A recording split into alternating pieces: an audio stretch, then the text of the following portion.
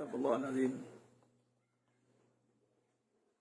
Astagfirullahaladzim alladzi la ilaha illa anta khalaqtani wa ana 'abduka wa ana 'ala ahdika wa 'adika mustaqim. A'udzubika min syarri ma sana'tu bulaka bi ni'matika alayya wa abu bi dzambi faghfirli fa innahu la yaghfiru dzunuba illa anta ya ta'ala.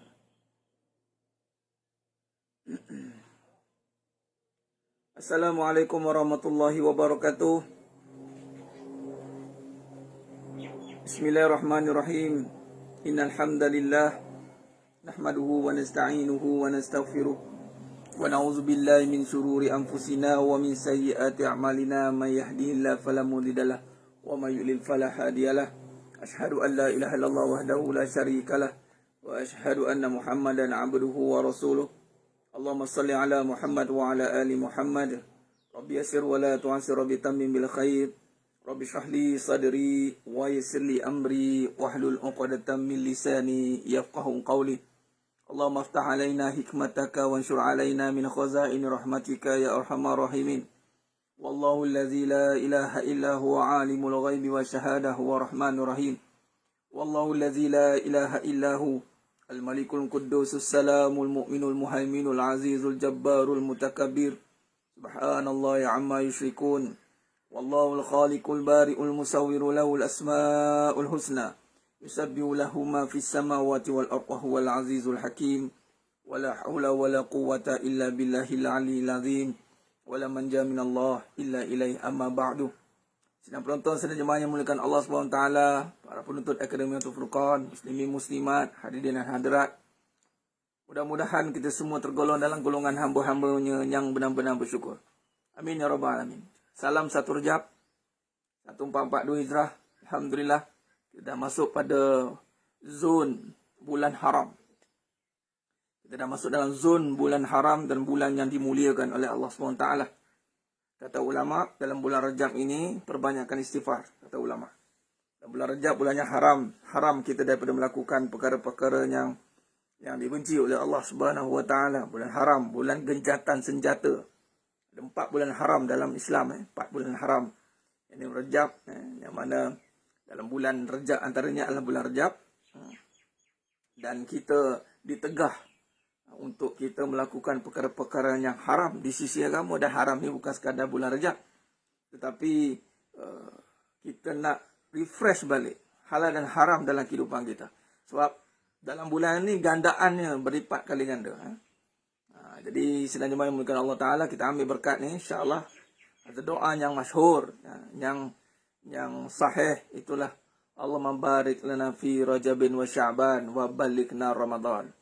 Ya Allah, mudah-mudahan kita semua diberkati, kita semua diberkati dalam bulan Rejab ini insyaAllah. Dan bulan Rejab dan Sya'ban, dan Allah sampaikan kita di bulan Ramadan insyaAllah. Jadi sedang jemaah muliakan Allah Ta'ala, apa khabar semua? Sihat pagi ni insyaAllah. Salam duha. Bantu sebarkan dulu. Subhanallah. Bantu sebarkan dulu. Pagi ni kita nak bincang tajuk prestasi jiwa. Bagaimana keadaan prestasi jiwa kita. Terutama dalam berhadapan ataupun dalam keadaan kita dah masuk bulan Rejab ni. Dalam kita masuk bulan Rejab ini, prestasi jiwa kita kena disemak semula. Sebab kita sedang menuju ke fasa yang mana dipanggil Madrasah Ramadan. Bulan Ramadan ni kita nak sampai ke satu bulan yang untuk mentarbiah hati ni. Jadi bermulanya sekarang dah Rejab. Malah ulama dulu dah start dulu dah, 6 bulan sebelum dah. Subhanallah. Prestasi jiwa dengan kita apa? Kita nak melihat jiwa ni kita akan kaitkan dengan amal. Amal. Dan kita nak kaitkan dengan iman. Jiwa saja, iman dan amal. Dua-dua masuk sekali. Cuma dalam bab jiwa ni kita akan lebih tekankan tentang iman. Sebab prestasi jiwa ni sejauh mana kita nak memahami tentang kefahaman, tentang keyakinan, tentang penerimaan. Ni kerja jiwa. Sebagai contoh dalam tajuk pada pagi ni, nak tekankan tentang terkesan. Jiwa yang terkesan dengan kebendaan. Jiwa yang terkesan dengan keadaan. Jiwa yang terkesan dengan perasaan. maka jiwa itu masih di dalam prestasi yang perlu dipertimbangkan, perlu diberi perhatian. Tuan-tuan, jiwa ni sifat dia kena kuat. Jiwa ni sifat dia tidak boleh terkesan. Nanti sekarang ni saya tak boleh nak share lah. Nanti saya share nanti dekat page saya ataupun di FB personal dan mungkin dalam live yang malam ni.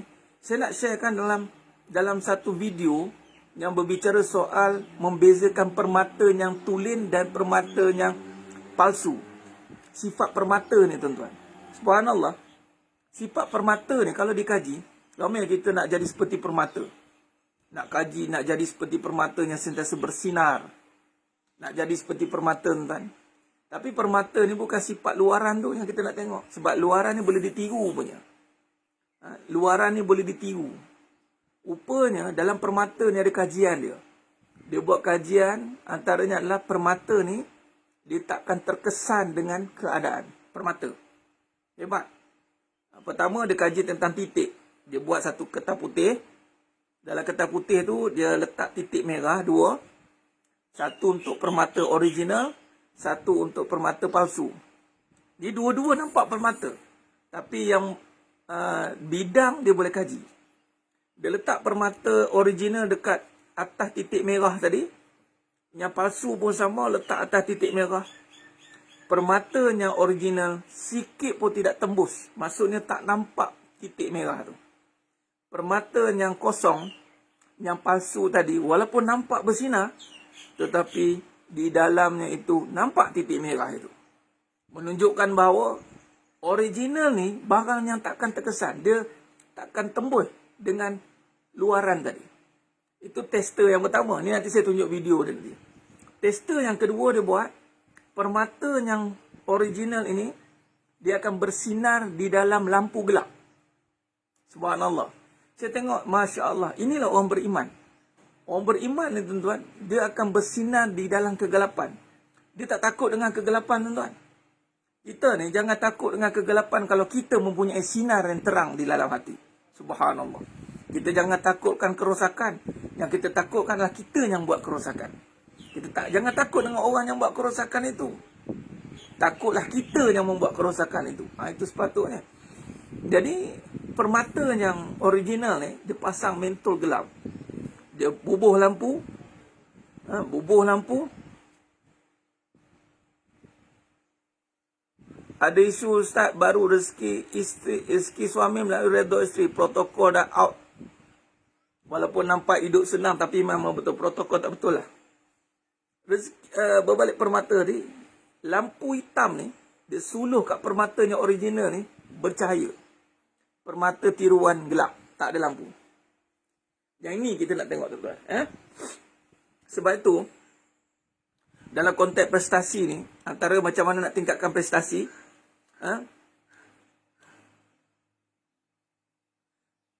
prestasi mesti diuji.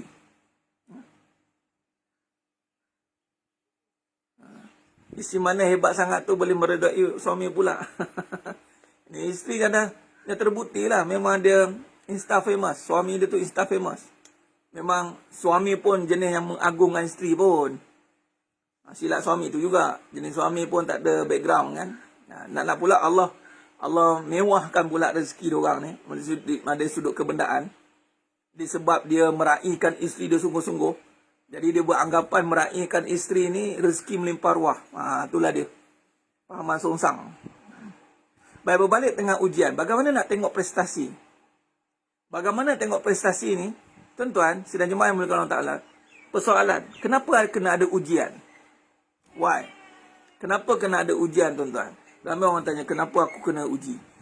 Kalau kita kaji balik, ujian ini adalah kerana ada orang mengaku original.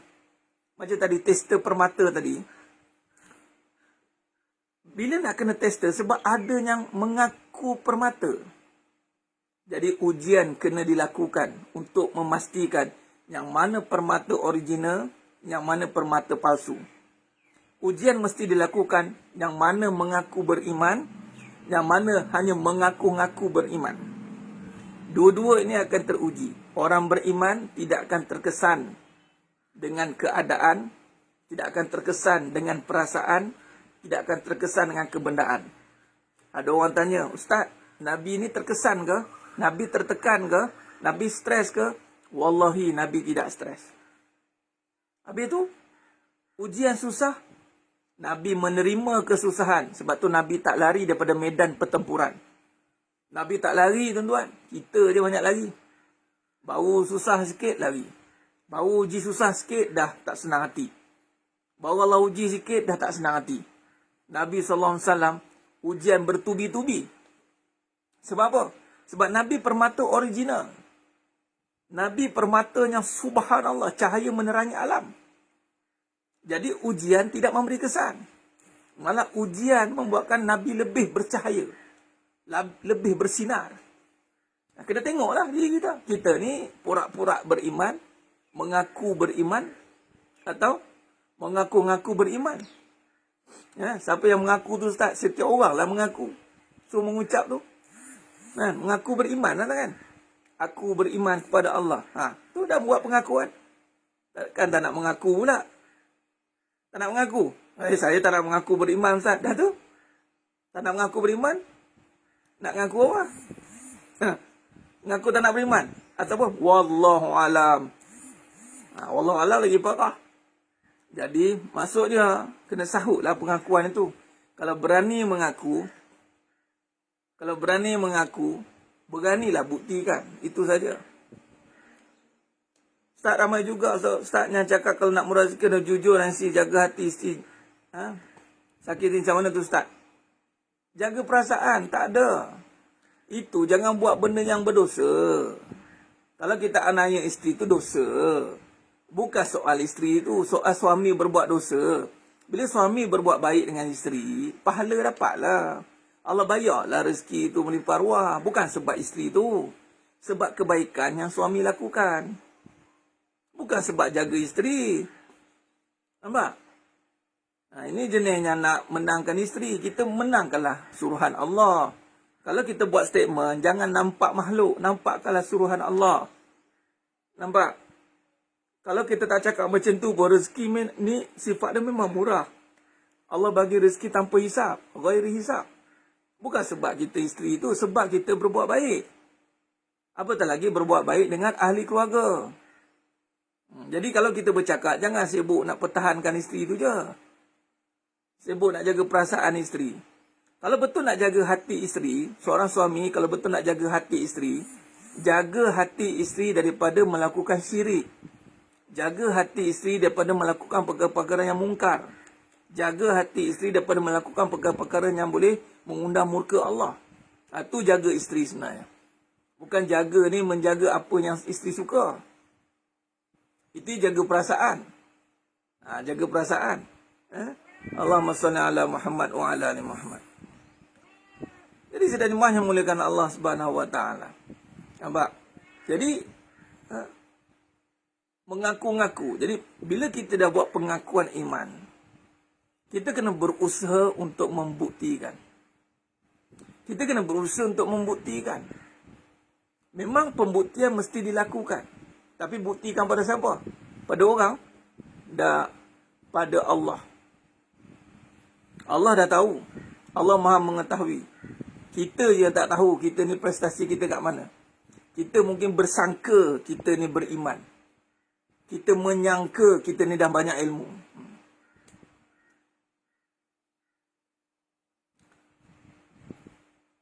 Benar. Inilah dia. Semua menjadi saksi atas apa ucapan kita. Kita nak buktikan semua. Cuma kita ni tersilap. Kita banyak buktikan kepada orang. Orang agama pun ada agungkan isteri. Jadi itu bukan orang agama. Minta maaf cakap. Orang agama agungkan Allah. Berbuat baik dengan isteri. Cukup. Nabi SAW tak ada agungkan isteri. Nabi berbuat baik dengan isteri. Cuma Nabi SAW bercakap dengan Sayyidina Aisyah radhiyallahu anha waktu itu. Ditanya tentang Khadijah radhiyallahu anha. Siapa Khadijah ni? Asyik cemburu. Asyik-asyik Khadijah. Asyik Khadijah. Khadijah ni dah mati. Dan Nabi terangkan. Itu pun kadang orang lelaki tak boleh nak buat. Contohlah kita kahwin tuan-tuan. kahwin dengan isteri baru. Isteri lama dah mati. Isteri lama dah meninggal. Kita dengan isteri lama ni, banyak dipanggil susah senang tu. Lagi dalam bab dakwah, isteri pertama meninggal. Dapat isteri baru. Dengan isteri baru ni, kita pergi dengan ingat dengan akak kamu tu. Pergi bagi makan dekat kawan akak kamu. Kita suruh isteri baru kita ni buat untuk bekas ataupun isteri kita, arwah isteri kita. Isteri baru mengajuk. Cemburu. Apa yang buat? Silap bulan, suami ni diam. Okey. Abang takkan cakap dah.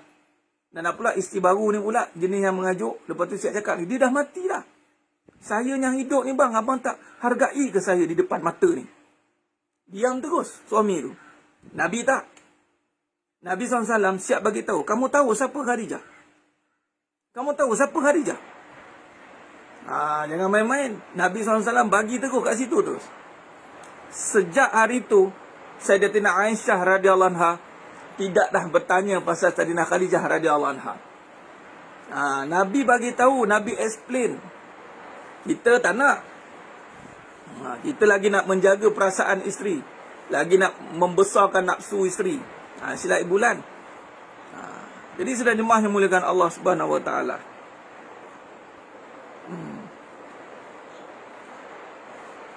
Allahumma salli ala Muhammad wa ala ali Muhammad. Ini caranya kita kena perbetulkan. Nabi SAW mendidik isteri-isteri Nabi dengan akhirat.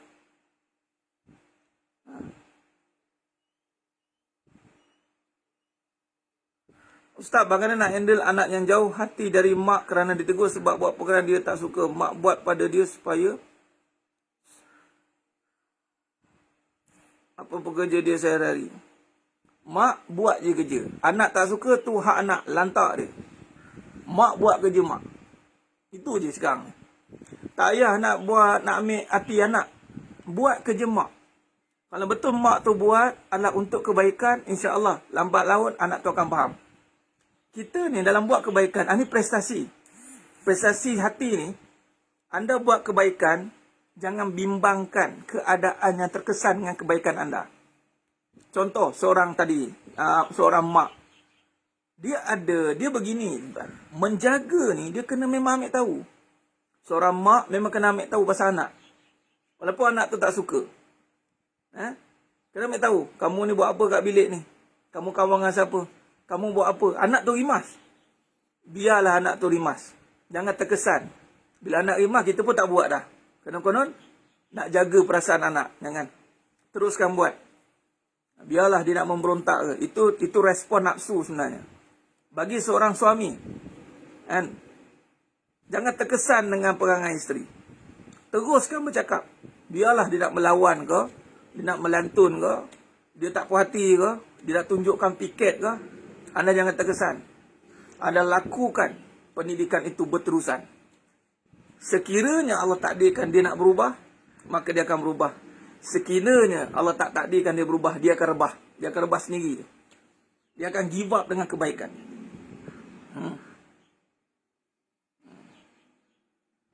Jadi sedang jemaah yang muliakan Allah SWT, prestasi jiwa mesti diuji. Orang beriman tidak terkesan dengan pujian. Orang beriman tidak mencari perhatian. Orang beriman tidak susah. Tidak susah dengan keadaan. Bermakna dia menerima kesusahan.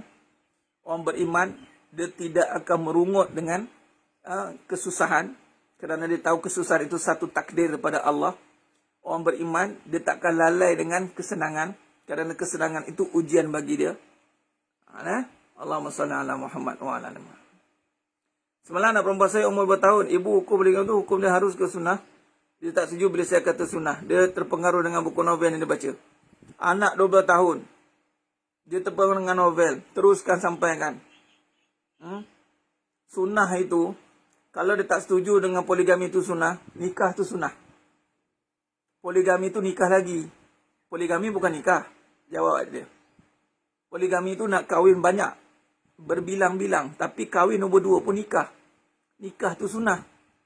Apa yang berlaku pada Nabi pun dikatakan sunnah. Sunnah boleh dikaitkan dengan Nabi. Walaupun Nabi SAW tidak berkahwin ketika Sayyidatina Khadijah radhiyallahu anha, tapi sunnah tu berlaku selepas itu. Apa saja nak disandarkan kepada Nabi itu sunnah. Apa masalah? Tapi kalau nak cakap pasal nikah saja itu sunnah pun boleh. Nikah yang kedua tu nikah ke apa? Nikah kan? Nikah poligami pun sunnah. Itu saja, tak ada masalah. Anak 2 tahun jaga. Jangan biarkan sangat dibaca novel tu. Kawal. Seorang mak kena ambil tahu hal anak walaupun anak tak suka, lama nak faham. Ya, teruskan. Seorang suami pun kena ambil tahu hal isteri. Jangan buat-buat pulang awak lah. Ikut awak lah. Ikut awak. Lalu sekali awak tak terikut. Ikut awak. Lalu sekali awak tak terikut nanti kan. Sebab nafsu ni, ingat, pada isteri nafsu besar. Memang itu. Sebab dia panggil hawa nafsu. Suami pun nafsu besar juga. Dua-dua besar nafsu. Setiap manusia ni memang nafsu dia kuat. Sebab tu kena ditundukkan dengan iman. Iman saja yang boleh tundukkan nafsu. Baik, bila ikut awak lah, sedangkan pemimpin ni ada ni. Sebab tu, wahai para isteri, anda belum menjadi isteri yang sempurna kalau masih suami kata ikut awak lah. Sebenarnya isteri ni, dia kena ikut abang. Abang nak macam mana, saya ikut abang. Abang buat keputusan, bang. Ajar suami buat keputusan. Okey bang, macam ni. Saya bagi cadangan, abang tentukan. Okay, saya bagi cadangan, abang tentukan. Cadangan dia A, cadangan B, cadangan C.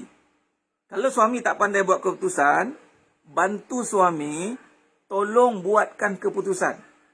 Okay, saya cadangkan, tapi isteri kena ikhlas. Kena berlapang hati. Jangan keputusan bagi cadangan berpihak pada diri. Bagi keputusan. Okey bang. Abang buat keputusan. Abang tetapkan. Saya bagi cadangan. Jangan seronok dengan abang fahamlah keadaan saya ni. Kita suruh suami pula ikut kita. Walaupun berdakwah. Jangan guna agama untuk kepentingan kita senang berdakwah. Padahal berdakwah tu susah. Sebab tu, isteri susah dengan suami. Sebab banyak ikatan. Banyak sekatan sebenarnya. Suami yang betul-betul menjaga, dia banyak sekat sebenarnya. Bukan banyak lepas. Dalam lepas ada sekat tu. Jadi, bagi cadangan. Abang, saya bagi cadangan bang macam ni, bagi dia begini. Abang tentukan. Tapi suami ni, dia suka ambil mudah nanti. Malah lah abang malah fikir, awak buat lah. Jadi, jiwa ni, dia kena tunduk. Tunduk, tak apa bang, saya ikut abang.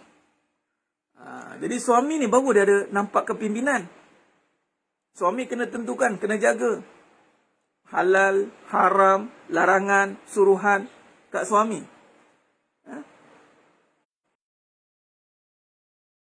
Allahumma salli ala Muhammad. Jadi sedang mana yang mulakan Allah Subhanahu Taala. Bagi cadangan. Bagi cadangan pada suami. Jangan biarkan suami ikut awak lah. Ikut awak lah. Itu jadi masalah. Dia kalau ikut awak ni lah. Tak terikut. Kena bagi selection macam mana? Bagi cadangan. Jangan kita tentukan. Selection tu dah kita tentukan. Bagi cadangan saja. Abang nak saya duduk sini atau mana? Ikut abang lah. Dan kita pula, ramai banyak tip buat. Dia suruh suami buat cadangan. Lalu sekali, isteri yang tentukan. Jadi masalah lah. Ustaz, macam mana yang ada mak yang sentiasa bersangka buruk, anak kena bersangka baik? Itu jawapan dia. Mak suka bersangka buruk, anak kena bersangka baik. Seorang anak, macam mana keadaan mak daripada kita, kita tidak boleh sebaliknya. Itu cara dia. Jadi sedang mana yang mulakan Allah SWT. Anda jangan terkesan dengan mak ke menantu ke, Puan Julina. Ada mak yang sentiasa buruk pada anak menantu, maki amun anak. Anak ini yang kena berbuat baik. Ini protokol. Ini prestasi jiwa. Ada orang tu jumpa saya. Ustaz, macam mana saya cakap mak saya ni Ustaz? Dia kadang-kadang mak saya begini cerita. Saya pun cakap, tugas anak, cakap je. Penasihat kan? Anak boleh menasihati mak, tak ada masalah. Tapi anak tidak boleh mengarah mak. Anak tidak boleh memaksa mak. Anak tidak boleh menyuruh mak. Anak boleh menasihati mak. Tapi soalnya, anak yang nak menasihati mak, hidup anak tu kena perform. Jangan hidup anak tunggang langgang, tiba-tiba nak nasihati mak. Tapi ceritanya, semua orang ni, contoh macam isteri nak nasihati suami boleh. Tapi orang yang nasihat tu macam mana sikap dia? Sebab tu setiap orang, dia bertanggungjawab dengan apa yang dinasihatkan. Dia bertanggungjawab. Sebab tu semua orang sepatutnya mesti berusaha jadi baik. Sebab semua orang ada tugas menasihati. Nasihat ni pada semua tugas. Tetapi mengarah, menyuruh, menguatkuasa hanya pada ketua saja. Seorang suami boleh mengarah isteri, boleh menyuruh isteri. Seorang anak tidak boleh menyuruh mak, tidak boleh mengarah mak. Seorang suami boleh menyuruh isteri, boleh mengarah isteri. Seorang isteri tidak boleh menyuruh suami, tidak boleh mengarah-ngarah suami. Tak boleh. Seorang mak boleh mengarah anak, boleh mengarah menantu, boleh mengarah menyuruh, cakaplah apa. Seorang anak tidak boleh mengarah-ngarah mak, tidak boleh menyuruh-nyuruh mak. Ingat, protokol. Seorang ketua, pemimpin boleh menyuruh bawahan. Tapi seorang orang bawahan tidak boleh menyuruh pemimpin. Nasihat boleh. Nasihat boleh, menyuruh tidak. Ustaz, kenapa suami nampak Islamik tapi tak mampu dia? Itu kenapa Ustaz? Apa masalahnya? Kena nampak Islamik tapi takkan nak nampak kafir pula. Islamik ni kena nampak kan? Islam tu syiar. Isteri jangan guna statement ni. Isteri atau sesiapa saja jangan guna statement nampak je Islamik. Tapi sebenarnya tak buat. Habis tu takkan dia nak nampak kafir pula. Kadang-kadang kita bercakap pun kena fikir juga. Patutnya nampak Islamik bagus dah. Sekarang ni nampakkan tanggungjawab pula. Tu iman. Ustaz, suami tak pernah ajak isteri solat jemaah. Apa pandangan Ustaz? Isteri teruskan solat jemaah. Pandangan saya adalah isteri kena teruskanlah berjemaah.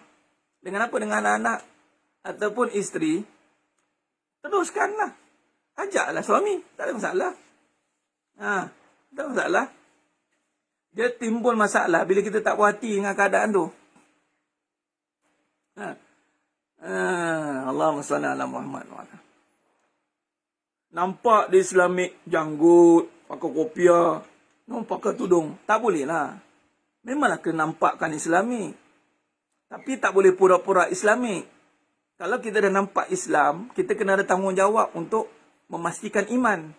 Bila kita dah nampak Islam, iman pula kita kena jaga. Sebab nanti fitnah, macam dia jadi fitnah lah. Nampak?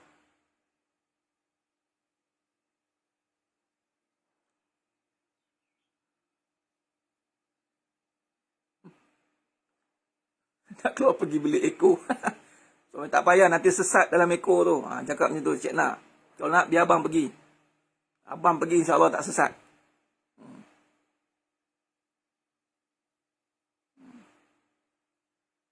Allahumma salli ala Muhammad wa ala ali Muhammad.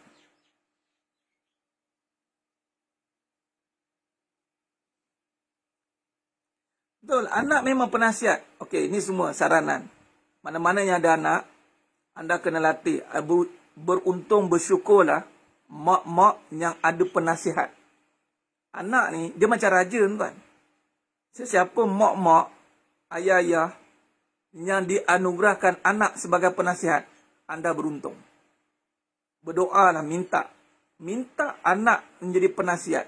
Dan menjadi penasihat, anak tu mesti hebat. Dia tak boleh menasihat tapi anak tu tunggang langgang. Contoh, anda nak jadi penasihat sultan. Anda ingat aja penasihat sultan ni orang yang biasa-biasa. Dia mesti mak, kejayaan seorang mak dan ayah tu apabila anak dia boleh jadi penasihat kepada mak dan ayah. Itu hebat. Dan maknya hebat, terbuka untuk dinasihati. Maknya hebat, ayahnya hebat, terbuka untuk dinasihati oleh anak. Itu hebat. Tapi anak tu kena hebat lah. Anaknya hebat, dia menasihati mak, bukan dia tak puas hati dengan mak. Dia bukan tak puas hati, dia menasihati. Sama juga isteri yang hebat, menasihati suami, bukan tak puas hati dengan suami. Tapi isteri tu kena hebat. Sebab penasihat yang hebat saja boleh menasihati. Kalau sekadar tak puas hati, lambat-lambat orang. Saya puas nasihat suami saya. Bukan puas nasihat, kamu puas tak puas hati. Kamu buat tak puas hati, lahirkan ketidakpuasan hati. Dalam sekali sakit hati, dan lepas tu bergaduh sana sini. Itu nama prestasi tak meningkat tu. Anda nak nasihat suami. Nak, jadilah penasihat yang hebat. Anda nak nasihat mak ayah. Nak, jadilah penasihat yang hebat. Jangan reti nak menasihati, tapi hidup pun masih tunggang langgang.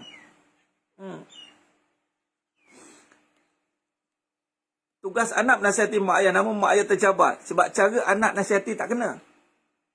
Anak nasihati mak, ibarat macam-macam bagus.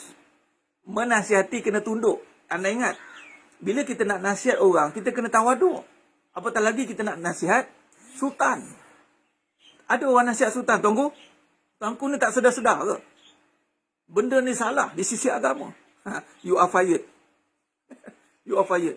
Tuanku, Patik dengan rendah hati mengusulkan kepada tuanku, berdasarkan kajian Patik melihat dengan keadaan begini-begini, Patik sarankan tuanku, cakap pun bertertib sekali. Tuanku kata apa? Better tak setuju. Diam terus. Tak ada kata, tuanku tak setuju. Tuanku ni hati tak bersih ke? Memang cari pasal. Tapi penasihat yang hebat, bila dia bercakap dengan tuanku, pasti tuanku dengar. Anak yang hebat, bukan sebab mak tercabar, sebab anak tak hebat. Itu je. Saya takkan menangkan anak. Saya akan menangkan mak ayah. Mak-mak yang tercabar ketika anak nasihat, mana anak tu tak hebat. Anak kena belajar lagi. Pergi ngaji. Isi guru. Ni, dalam hati ada sombong. Bila cakap dengan mak macam hebat. Lepas tu mak tercabar. Isteri-isteri yang menasihati suami, dan suami tercabar. Mana isteri tak hebat. Anda pergi ngaji lagi. Pergi tundukkan diri lagi. Hati tu kena bersih. Ingat. Jangan ingat anda boleh nasihati, anda dah boleh hebat. Tak. Guru-gurunya hebat dulu. Dia nasihat. Duduk orang dengar. Satu Sultan Mahmud, saya lupa peristiwa mana. Sultan Mahmud Shah tak silap. Ditegur oleh penasihat dia, Sultan. Penak Sultan ni. Dia panggil Sultan ni Mahmud dia. Mahmud Shah katanya. Terdiam Sultan tu. Subhanallah. Terdiam. Ramai nak nasihat, tapi ilmu tak penuh kat dada. Nasihat tu bukan dengan ilmu semata-mata. Maksudnya, bukan kena banyak hafal hadis, hafal Quran. Dah. Anda kena ada tawaduk. Nasihat dari hati. Hati tidak boleh ada sombong. Hati tidak boleh ada sifat riak, ujub. Jadi anda nak nasihat mak. Mak tu raja, king. Suka hati nak nasihat raja. Sampai terasa raja. Mana anda kena belajar lagi nasihat. Belajar. Isteri nak nasihat suami, belajar. Jangan nak mengajar je. Belajar. Pergi ngaji.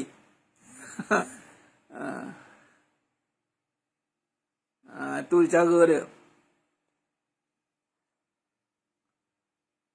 Betul. Kesilapan tu adalah keakuan. Ingin kita nasihat, prestasi ni akan hancur.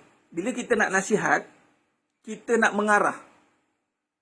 Kita nak mak kita. Tu tak boleh. Kita nak suami kita. Tak boleh. Dia nak nasihat, lepaskan. Ni cara. Nak nasihat, lepaskan. Lepaskan. Seorang guru, dia nasihat, dia lepaskan.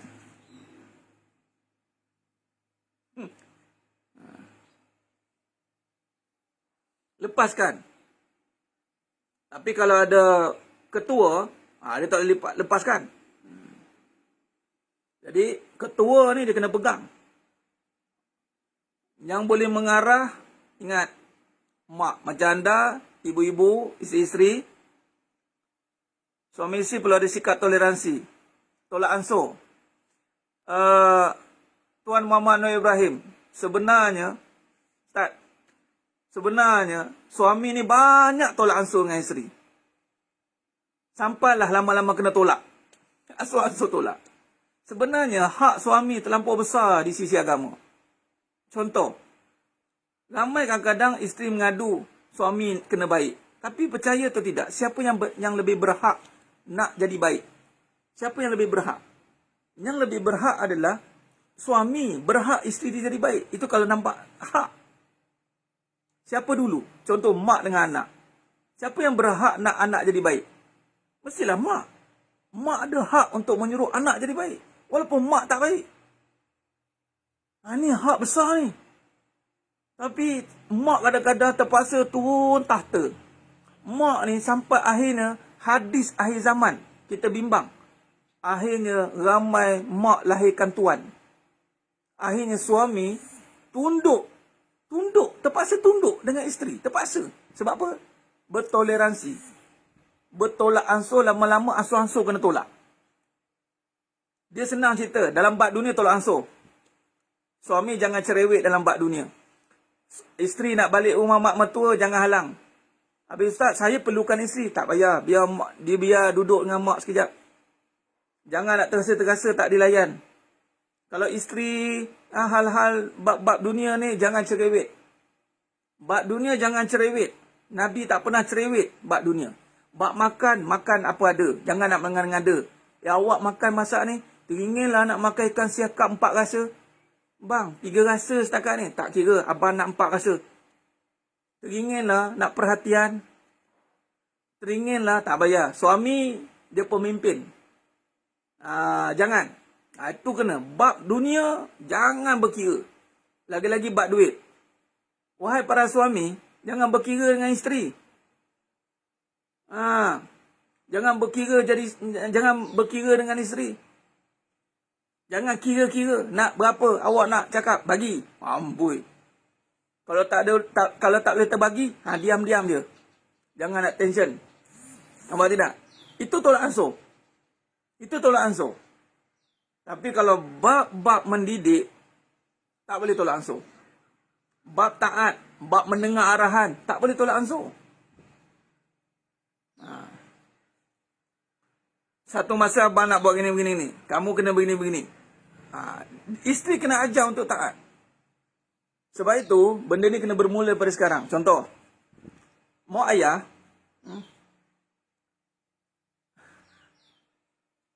tolak ansurnya kena pada masa teman Faiz Ustaz.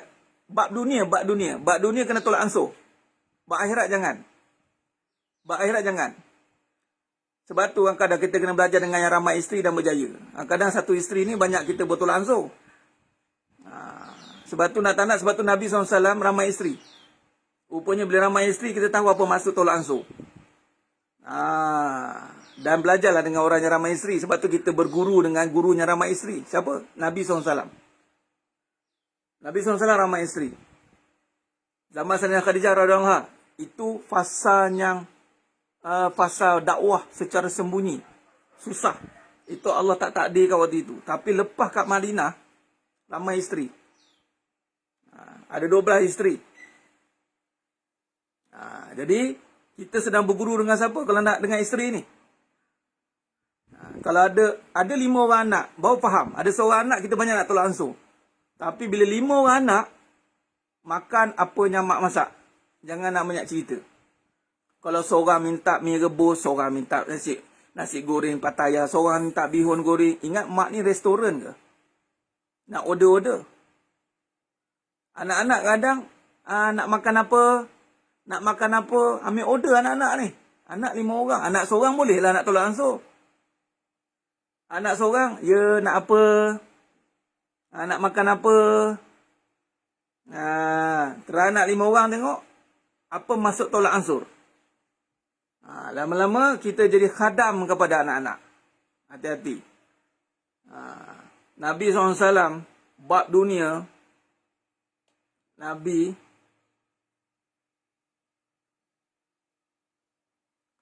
tak boleh. Puan Syakira Nisa, tak ada.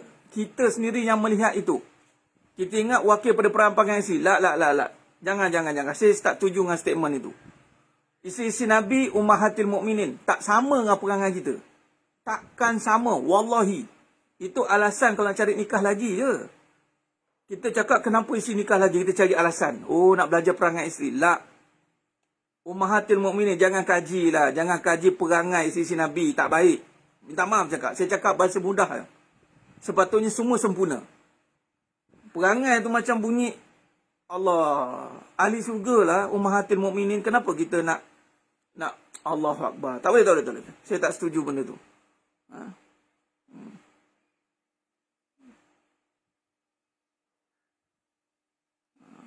Sebab itu memimpin. Bolehlah ramai isteri kalau nafkah lahir batin boleh. Satu aja tak boleh jaga sebagai orang Puan Khadijah. Sebenarnya yang satu tu tak ada alasan tak boleh jaga. Ni saya terbalik. Siapa-siapa yang ada isteri satu, kalau tak terjaga, jawab nanti. Seorang pun tak terjaga, kenapa? Sepatutnya yang seorang tu jaga sungguh-sungguh. Seorang yang dah terjaga, kalau 2, 3 tak ada masalah sebenarnya. Macam company lah. Anda dah expert buka satu company, buka company kedua, lepas tu tak ada isu. Ketiga tak jadi isu. Siapa yang kahwin 2, 3, 4 ada isu, maksudnya dia tak jaga yang pertama. Bukannya kahwin 2, 3 ni masalah. Tak masalah. Orang dah expert. Sepatutnya orang yang kahwin lebih dah tak ada isu rumah tangga dah. Tapi sebab ni, ni alasan Puan Khadijah ni. Sebab apa? Bolehlah ramai isteri kalau nafkah lahir batin, kalau satu je tak tahu-tahu jaga. Sebab satu dah boleh jaga. Dan siapa yang ada isteri satu tak terjaga, jaga-jaga. Itu je minta maaf cakap. Ada isteri satu tak jaga, jaga-jaga. Itu je. Sebab dah tak ada. Anda tumpu pada seorang isteri, takkan tak terpelihara lagi. Nafsu sepatut dah kena tunduk dah. Dia dah sepatut dah kena dengar cakap. Seorang isteri yang baik. Bukan dengan satu tu kita ambil kesempatan, tak apalah. Kita buat biasa je. Jangan. Sebab yang satu tu sepatut jadi elok tu. Rupanya baru tahu. Yang satu tu banyak mengada lebih. Sebab kita dah galik dengan yang satu.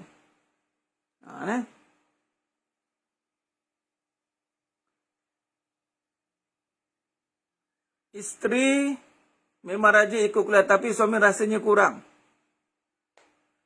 Sebab apa? Sebab suami ni dia ada kesibukan dia sendiri. Suami-suami ni dia ada kesibukan dia sendiri. Isteri-isteri ni dia sedang mencari jawapan bagi masalah dia. Masalah suami tak tanggungjawab. Dengar kuliah lah kan. Dengar kuliah ni sebab betul nak betul diri ke sebab nak cari jawapan masalah suami? Sebab apa ramai isteri dengar kuliah? Sebab nak cari jawapan masalah suami. Suami pula tak mau dengar kuliah sebab apa? Malah nak fikir masalah isteri. Malah kang dengar kuliah kang tersentap lagu dia. Yang isteri pula dengar kuliah sebab ada masalah suami, nak dengar apa jawapan dia.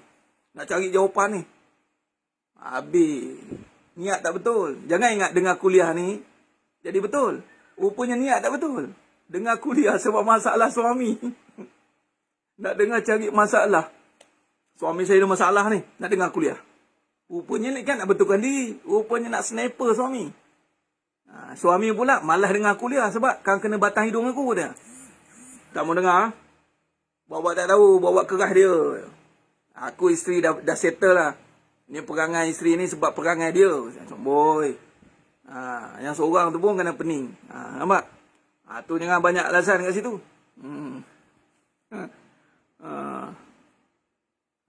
Kesian pada isteri yang dibiarkan di akhirat. Puan, tak ada siapa terbiar. Tak ada siapa terbiar kat dunia ni. Melainkan diri sendiri yang membiarkan diri dia. Dah tahu suami itu tak pandai akhirat. Anda kena isilah akhirat dari awal dulu. Setiap orang, wa kullukum ra'in kullukum mas'ulun an ra'iyatihi. Setiap orang pemimpin. Setiap orang dah bertanggungjawab dengan iman masing-masing. Tak ada siapa terbiar pun. tinggal lagi bila kahwin, seorang suami dia kena sambung tugas mendidik mak ayah ni. Suami bila kahwin dia kena sambung. Yang mana didikan ini kena bermula dari awal dulu. Bukan bila dah baru kahwin baru nak dididik. Baru kahwin baru nak dididik. Dah, dididik ni mesti dari awal. Sebab itu saya bagi saranan, dan ini apa yang saya melihat. Anak perempuan, dia kena tegas, dia kena suami yang bagi arahan. Sebab dia kena belajar. Anak lelaki, mak kena bagi arahan. Dia kena cross. Dia kena cross macam tu. Anak lelaki kena linkkan dengan mak, anak perempuan kena link dengan bapak. Dengan bapak ni pula, bapak kena train anak perempuan supaya dia jadi isteri nanti. Bukan ikut ke anak perempuan. Ni anak perempuan ikut kalah. Tengok Nabi SAW. Walaupun Nabi SAW rapat dengan Sayyidina Fatimah radhiyallahu anha, sehingga kan siapa yang mengerti Fatimah menyakiti aku. Tetapi dalam satu hadis, mafhum hadis, kalau Fatimah Zahra ni radhiyallahu anha buat kesalahan, Nabi sendiri akan kerat tangan. Tengok Nabi punya tegas dengan anak. Nabi SAW, Fatimah Zahra mengadu kat Nabi penat. Fatimah Zahra penat. Bila penat, Nabi tak cakap pun kat Sayyidina Ali. Tengok, dah kahwin pun, bapa ambil berat juga pasal anak. Bukan ambil berat untuk gunakan anak. Dah. Ambil berat dengan anak, keadaan anak itu. Adakah dia jadi isteri solehah? Bapa kena terus taklid. Adakah anak aku ni isteri solehah? Tugas bapa kena tanya. Mat, macam mana jemaah ke? Man, jemaah macam mana jemaah? Kamu cakap dengan bapa, kalau jemaah tu macam-macam, cakap dengan bapa, biar bapa tahan sekali. Ini berlaku pada Sayyidina Umar Al-Khattab radhiyallahu anhu. Sayyidatina Asma kena marah dengan bapa sendiri. Sebab apa? Diingatkan Sayyidatina Asma ini tidak taat dengan Nabi SAW. Tengok. Jadi, Nabi SAW mana ada backup Sayyidatina Fatimah Zahra? Siap suruh zikir. Zikir. Itu nama zikir Fatimah tu. Bukan kata tanya kat Sayyidina Ali, kamu ni tolonglah isteri. Isteri tu penat buat kerja rumah. Kamu ni kan, tolong isteri. Ni anak kesayangan papa ni. Anak kesayangan abi ni. Anak kesayangan daddy ni. Kamu jangan susah-susahkan dia. Tak ada, Nabi tak pernah cakap gitu. Kena strict. Saya anak perempuan ramai. Memang strict dia, memang kena kerah dia. Kita ajar anak perempuan ni. Ambil air. Raudah. Ni nombor 1 Raudah. Raudatul Aulia. Kakak, ambil air Abi. Saya dah tak suruh isteri. Saya suruh anak. Anak perempuan nombor 1. Ni. Ambilkan air Abi. Hantar pinggan kat dapur. Kita ajar dia. Kita arah dia. Arah dia. Arah dia. Arah dia. Anak perempuan. Mari sini. Tolong. Tolong ini. Dia kena suruh dia kerja. Dia tengok. Dia tension tak? Dia ada tension tak? Tension dia kena sekali. Allahumma salli ala Muhammad wa ala khair. Tapi je ustaz nak stable suami, tapi di sini kena tembak balik. Allahumma salli ala Muhammad. Okey. Jadi sebenarnya jemaah yang muliakan Allah SWT. Jadi sebenarnya kita ni masing-masing sama-sama kita nak prestasikan hati kita. Kita nak tingkatkan prestasi hati. Orang yang prestasi hati ni, sekali kena tangan pun ada, Allah.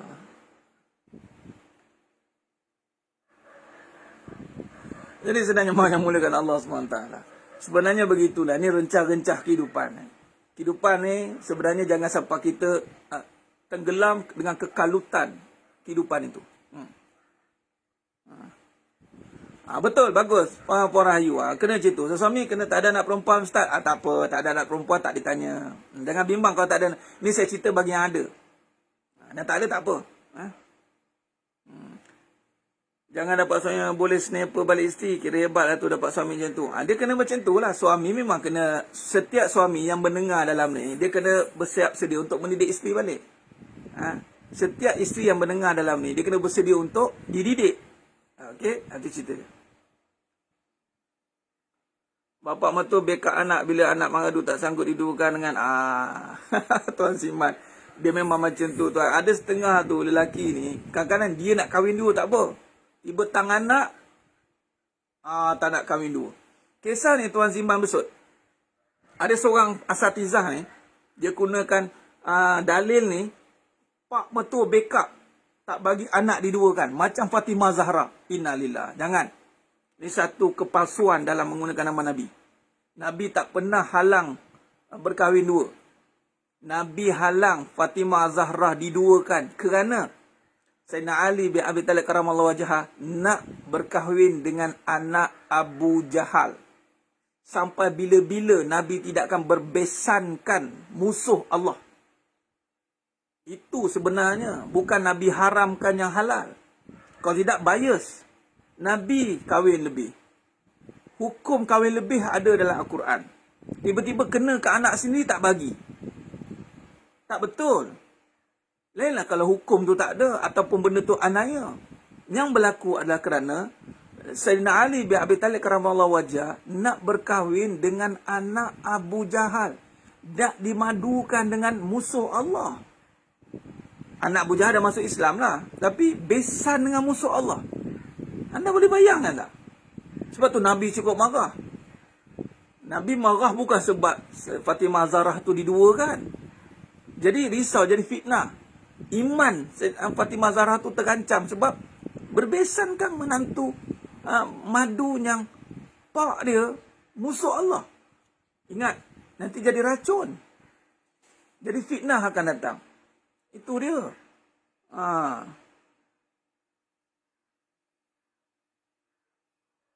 Isteri selalu rasa suami hak eksklusif isteri. Tuan Wak Rizal. Sebab suami bagi hak eksklusif itu pada isteri. Siapa suruh? Hak eksklusif suami pada mak. Nabi dah cakap kan? Sebab tu ikut Nabi. Nabi dah cakap. Nabi cakap hak atas suami mak dia.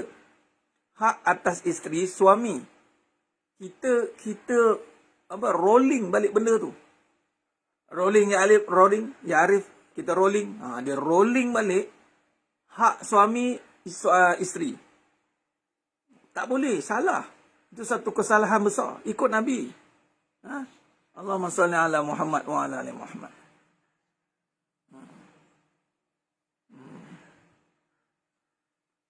Alhamdulillah Ustaz, banyak tip untuk kami kongsi dengan anak. Rezeki kami 6 orang puteri. Masya Allah, besar pahala kan. Siapa ada anak perempuan lebih 3 orang. Nabi kata, mafhum hadis. Sebab apa? Nak mendidik. Sebab anak perempuan ni, sampai selagi dia tak kahwin, selagi tu nafkah kena tanggung. Besar berat ada anak perempuan ni. Anak lelaki tak? Dia dah panggil apa? Dah besar panjang. Dah balik, dah boleh cari duit sendiri. Bukan mak yang kena bagi duit ke anak. Anak kena bagi duit ke mak. Ni satu bab. Anak-anak yang mana dah ada duit ni, tolong jangan susahkan mak ayah boleh. Mak ayah kadang dah berusia cari lagi duit. Anak-anak yang belum kahwin, bukannya diajar untuk kumpul duit nak kahwin, ada duit sendiri. Anak-anak, dia kena train untuk senangkan mak ayah. Sehinggalah asbab dia nak senangkan mak ayah, Allah bagi dia rezeki lebih untuk kahwin. Sepatutnya macam tu. Tu cara anak lelaki. Emak kan kira-kira umur kadang-kadang 40 lebih dah 50. Kadang-kadang 50, 60. Kadang dah pencen pun ada. Apa guna anak-anak lelaki dah bekerja tu? Anak-anak kena bersusah-susah untuk mak bapak. Ini masanya. Ya? Habis Ustaz, saya tak ada anak lelaki Ustaz. Tak ada anak lelaki, adalah rezeki kot lain pula. Janganlah pergunakan anak perempuan tu pula untuk dapatkan nafkah. Janganlah. Biasanya, kalau kata anak lelaki, tak ada lelaki, anak perempuan ramai, biasanya Allah akan bagi lebih rezeki dekat suami. Sebab suami kena sara semua anak-anak. Termasuk dengan isteri. Jadi, suami yang macam ni, Allah bagi kelebihan. Tapi kalau misal kata, anak lelaki ramai, dia tak risau. Tak risau maksudnya sebab anak lelaki, sebelum dia berkahwin, dia kena bersusah-susah untuk mak ayah. Ini sahabat-sahabat semua buat macam ni tuan-tuan. Ingat, train. Sebab tu hikmah, antara hikmahnya Nabi SAW, Allah wafatkan mak ayah Nabi, time kecil lagi. Sebab wallahi, kalau kita tengok Nabi mak ayah masih hidup, subhanallah, Nabi akan ikrarkan mak ayah, luar biasa tuan-tuan. Sekarang ni anak-anak, jangan sibuk piuk nasib sendiri tu. Sibuk nak kahwin, duit nak kumpul duit nak kahwin. Mak ayah tengah susah tu. Nak bayar rumah, bayar kereta, mak ayah masih bekerja sampai berusia. Anak-anak lah kena uruskan. Mak, duit mak ni anak lelaki tau, bukan anak perempuan. Anak perempuan tak payah nak sibuk masuk dalam hal ni. Tak payah nak sedia-sedia nyanyi bujuk katil. Saya tak mampu nak bagi duit dekat mak. Tak payah. Sebab tak ada kewajipan. Anak lelaki. Sebab anak perempuan sampai dia besar, selagi mana belum berkahwin, wajib mak, bapak kena tanggung. Tu dia hukum. Kalau ikut hukum betul. Anak lelaki, dia balik saja, kemudian dia boleh bekerja, berdikari, dah tak wajib dah. Mak aja tak wajib tanggung dah. Itu nama jantan. Kena jadi anak jantan. Pergi. Itu maksud dia. Ada mak tolong anak pula. Mak anak tolong mak. Kena faham tu. Nafkah. Oh ya. Cik Wan. Nafkah anak sampai dia dah boleh berdikari, Cik Wan. Anak bila dah berdikari, dah boleh bekerja, dah ada income, dah terputus nafkah. Tapi dengan isteri saja, dengan anak perempuan saja. Anak perempuan selagi mana belum kahwin. Anak lelaki setakat dia dah boleh bekerja dan dia dah ada tenaga untuk bekerja. Sebenarnya dah terputus nafkah dah. Anak lelaki lain sikit. Anak lelaki kat situ. Ukurannya kat situ. Jadi kita boleh train anak lelaki terutama, suruh dia berdikari, dia bekerja. Tak kisahlah part time ke apa ke, boleh. Suruh dia kerja. Anak lelaki. Sebab tu zaman dulu sangat masyhur dengan anak lelaki pergi merantau. Anak-anak lelaki bila dah besar dia suruh merantau. Suruh untuk berdikari lah. Pergi merantau. Anak perempuan tak. Anak perempuan tidak dibenarkan untuk keluar tanpa mahram. Silap kena, bila dah kahwin pun sama. Tak boleh keluar saja-saja tanpa mahram. Sama ada suami kena iring, ataupun anak lelaki ke, ataupun anak ke. Dia tidak boleh keluar seorang diri tanpa mahram sebenarnya. Boleh cek dalam bab kitab fikih wanita. Nanti jumpa bab-bab tu. Allahumma salli ala Muhammad wa ala Muhammad. Ustaz, kalau anak lelaki tak pernah nak bagi duit kat mak dia, dengan isteri pun dia tak bagi duit juga, macam mana? Kalau anak lelaki tak pernah bagi duit kat mak, dengan isteri pun tak bagi, mulakan bagi dengan mak. Ajar dia. Sebab dia tak pernah bagi dekat mak lah, dia tak bagi kat isteri tu. Ajar. Anak lelaki kena ajar bagi kat mak. Susah ke senang ke, ajar dia. Sebab tu dia ada rasa tanggungjawab nanti. Itu sifat dia. Ya? Kena. Seorang mak, walaupun anak tu dah besar, tak bermakna mak tak boleh tegur anak. Mak masih ada autoriti. Sebagai contoh siapa? Al-Imam Syafi'i rahimahullah ta'ala. Imam Syafi'i rahimahullah ta'ala, kita belajar seorang ibu yang hebat. Walaupun dah jadi Imamul Kabir, tapi seorang mak dia boleh tegur lagi. Waktu tu Imam Syafi'i nak balik. Sebab dah habis mengaji dan mengajar, nak balik, nak jumpa mak. Jadi anak-anak murid Imam Syafi'i rahimahullah ta'ala ramai. Bagilah buah tangan nak bawa balik kat mak. Buah tangan sampai dulu ke depan pintu mak. Jadi anak murid Imam Syafi'i pun ketuk pintu bagi tahu Imam Syafi'i nak perjalanan. Mak dia kata apa? Barang-barang ni untuk apa ni? Suruh patah balik, aku tak nak barang-barang ni. Kalau balik bawa dunia aku tak nak. Subhanallah. Kena nasihat. Sampailah anak murid Imam Syafi'i ni sampaikan pesanan kepada Imam Syafi'i rahimahullah ta'ala. Imam Syafi'i dengar takut. Imam Syafi'i takut dengan mak.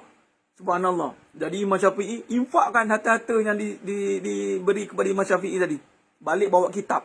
Tu mak nak dengar. Akhirnya Imam Syafi'i balik bawa kitab-kitab. Jadi maksudnya Imam Syafi'i rahimahullah ta'ala masih dibimbing oleh seorang mak. Walaupun dah besar, dah jadi Imam Kabir.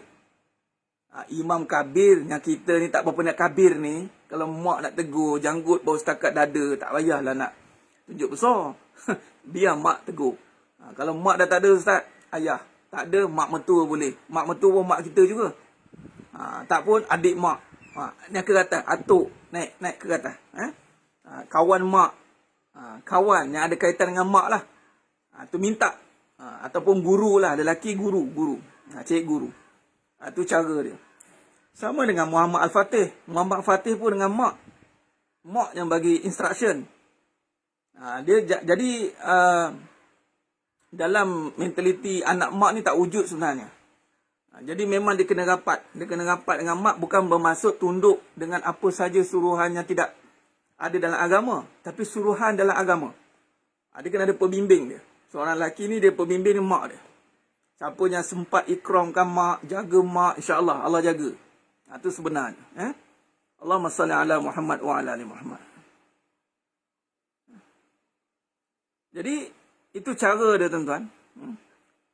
Ustaz, boleh tak kalau isteri ambil duit senyap dan bagi duit pada ibu suami? Ni kes suami tak bagi duit pada ibu dan isteri.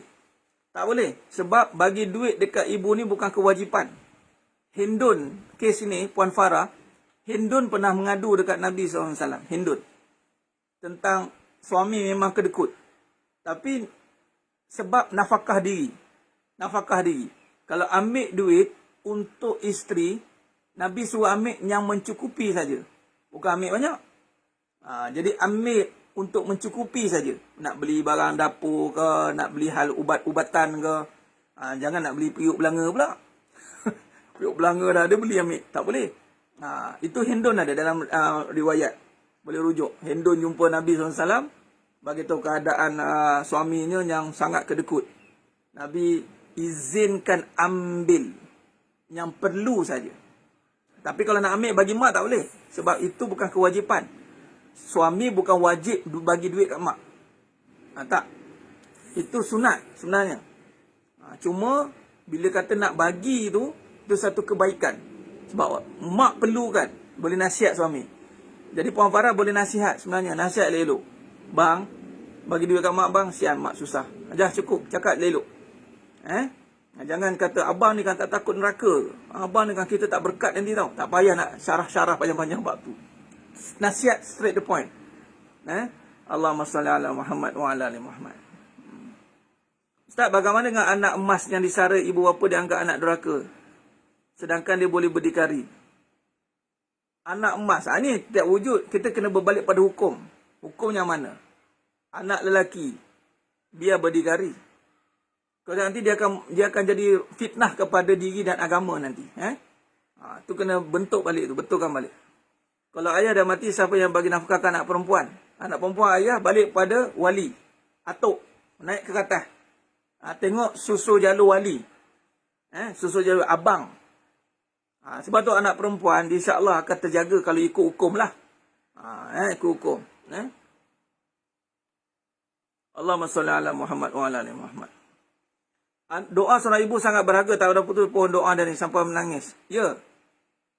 Antara sebab Allah Ta'ala takdirkan jadi saya macam ni. Mak tu dalam perut lagi, mak dah niat dah. Bagi nama pun mak dah niat dah. Bukan nama nak popular. Nama tu ada niat, ada sebab. Sebab tu nak bagi nama ke anak-anak, dia kena ada sebab. Yang memberi kebaikan pada ummah.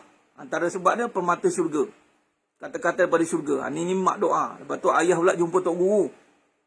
Arwah Ustaz Semungi Sidik. Tok Qadi Besar Selangor. Jumpa betul kan. Minta, ni cara-cara orang dulu-dulu.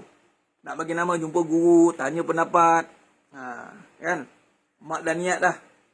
Jadi memang doa mak ni mustajab. Gunakan doa mak untuk kebaikan, insya-Allah. Allahumma. Ustaz, anak Abu Jahal akhirnya berkahwin dengan siapa? Wallahu a'lam. Anak Abu Jahal tak jadi kahwin dengan Sayyidina Ali. Itu yang sahihnya.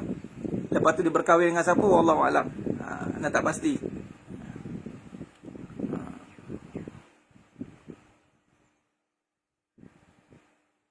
Allahumma salli ala Muhammad wa ala.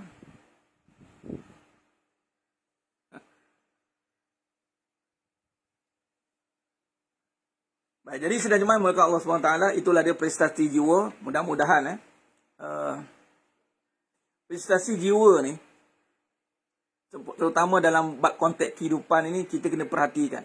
Jangan kita nampak pada amalan luaran saja, tetapi pada kehidupan kita gagal. Itu jiwa. Banyak kadang-kadang gangguan jiwa kerana hal-hal kehidupan ni lah. Kalau kita boleh kupas hal-hal kehidupan ni dengan kaedah yang benar, dengan mengikut kebenaran, insya-Allah, mudah-mudahan Allah Ta'ala bimbing kita keluar daripada kemelut kekeliruan dalam kehidupan, insya-Allah. Mudah-mudahan dengan hadirnya satu Rejab ini, prestasi jiwa kita semakin dipertingkatkan. Kita tak mau hidup dalam kontroversi. Kita nak hidup dengan jiwa yang bersih. InsyaAllah Allah akan bantu bersihkan hati. Sebagaimana kita jujur dengan hati kita dengan Allah SWT untuk kita menjadi insan yang lebih baik, insyaAllah. Ini misi Nabi SAW. Antara dengan ahli keluarga, itu yang paling dekat. Ahli keluarga, kemudian dengan sanak saudara, kemudian dengan umat sekeliling kita, insyaAllah.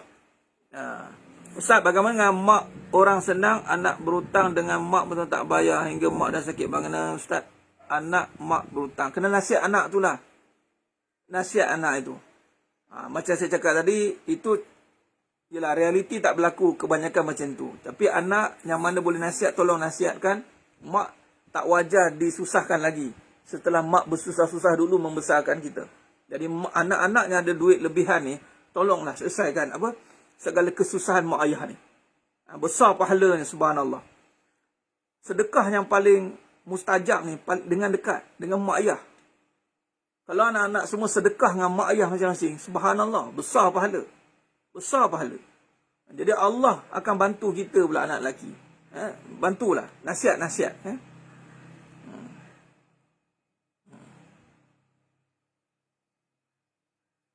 Allahumma salli ala Muhammad wa ala ali Muhammad.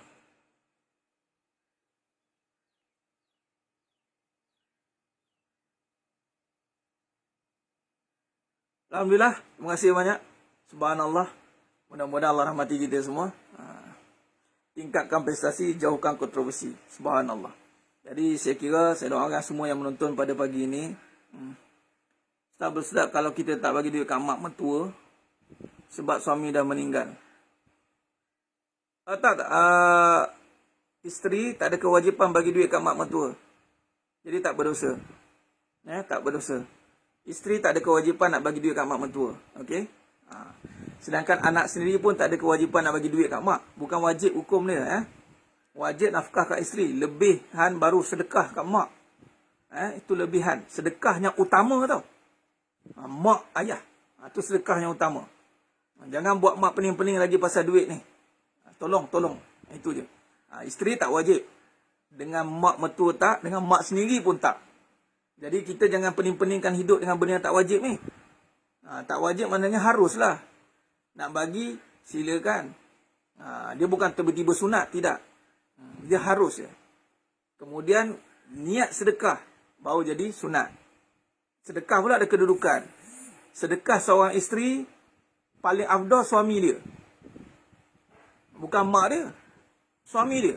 Sebab suami ni banyak tanggungan. Banyak nak kena tanggung. Jadi bila isteri ada lebih duit, sedekahlah kat suami. Sebab suami banyak tanggungan. Itu sepatutnya kan. Tapi tak juga.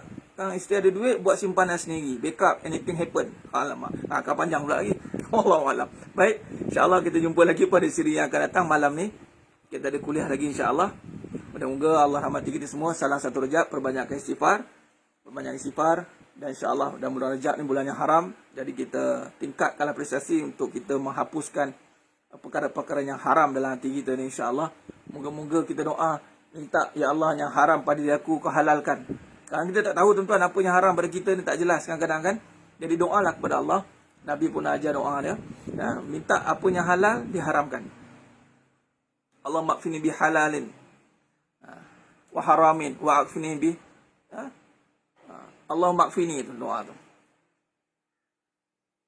Bi amni siwak. Jadi insyaAllah mudah-mudahan Allah rahmati kita semua. Aku qouli hadza wa astaghfirullah azim li wa lakum. Wa billahi taufiq wal hidayah. Assalamualaikum warahmatullahi wabarakatuh. Kita tangguh dengan tasbih farah dan surat As. Subhanakallahumma wa bihamdik asyhadu an la ilaha illa anta astaghfiruka wa atubu ilaik. Bismillahirrahmanirrahim. Wal 'ashr. Innal insana fi khusr illa alladhina amanu wa 'amilus shalihat wa tawassaw bil haqq wa tawassaw bis sabr. Wallahu a'lam bisawab. Takbir. Allahu akbar.